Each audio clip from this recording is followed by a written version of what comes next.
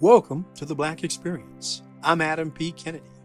On this episode, I had the pleasure of talking to my mother, Theater Hall of Fame playwright Adrienne Kennedy, about her encounters and impressions of the legendary actress Ruby Dee. This is the Black Experience for all. Can you tell me about your impressions of Ruby Dee and some of your experiences you had with her? This is very emotional because it covers a long period of time. And I'd have to start near the beginning.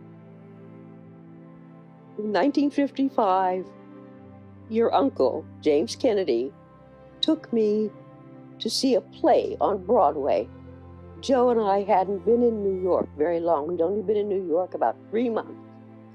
And it was the winter of 1955, and he took me down to see Wisteria Trees, a play that had Ossie Davis. I had seen a couple of Broadway plays, but I'd never seen a black person on stage in Broadway. It was a huge experience. So what do you mean, so what? No man kisses the woman I love and live. James, your uncle, being the kind of person he was, he said, let's go backstage. I want to say hello to Ossie. And this was a tremendous experience for me. So we went backstage. I've forgotten the name of the theater, but Helen Hayes was in Wisteria Trees with Ossie. And we walked in the door, and sitting on the right-hand side was this very pretty woman in a red dress with a little child. And we passed her, and he said, "That's Ruby."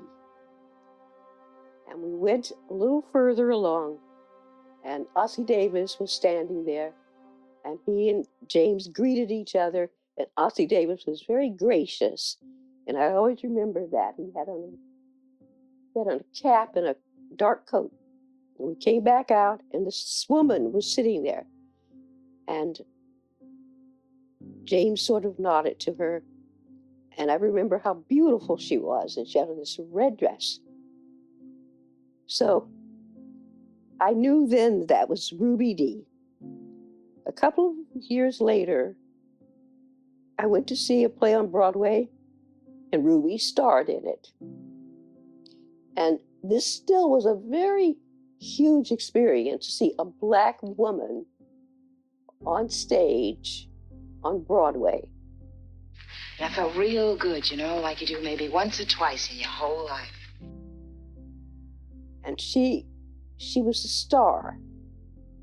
And I was just so in awe, so very much in awe of this black woman on Broadway stage. From then on, during the 50s and the 60s, I used to watch Ossie and Ruby.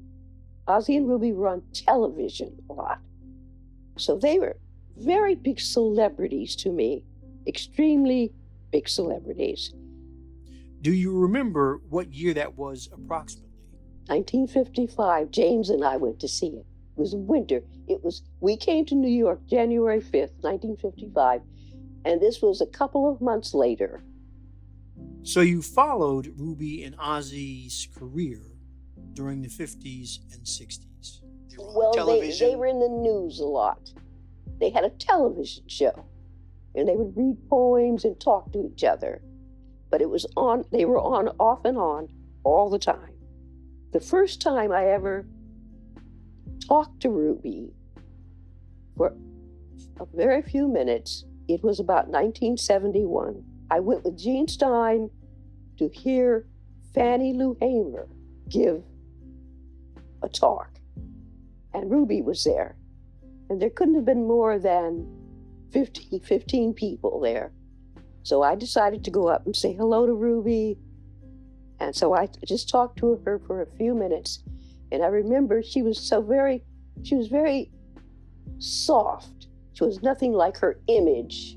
She spoke in a soft voice, and she was gracious, just like her husband. She was very gracious. She wasn't like her image on the stage because, on the stage, she has that deep voice. So, but I was in awe of her. And it was very important to actually speak a few words to her. I didn't talk to her again for a very, very long time.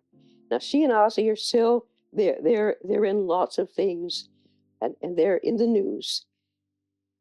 Around 1987, in fact, it was 1987, I had a book published called People Who Led to My Plays. And I was given a party at the Twin Towers. Yes, those Twin Towers. I was given a party at a huge bookstore, the Twin Towers.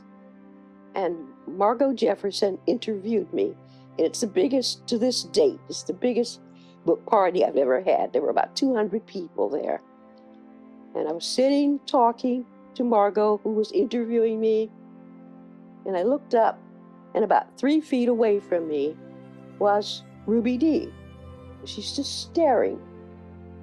And so when the talk was over, I asked her, I said, could you please come up and say something? And so she said, oh, no. But when people realized that she was there, she came up and she just sat. She was very quiet. She didn't say anything. I was very taken with this because it was so the opposite of how she was on stage.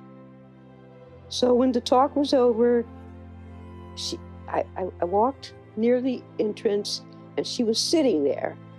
And I spoke to her for a few minutes. And I know exactly what I said. I said, you should have an Oscar. You're such a great actress. And she was very modest. She was just terribly modest and quiet. And I was very taken with that, extremely taken. What am I gonna do? I don't know.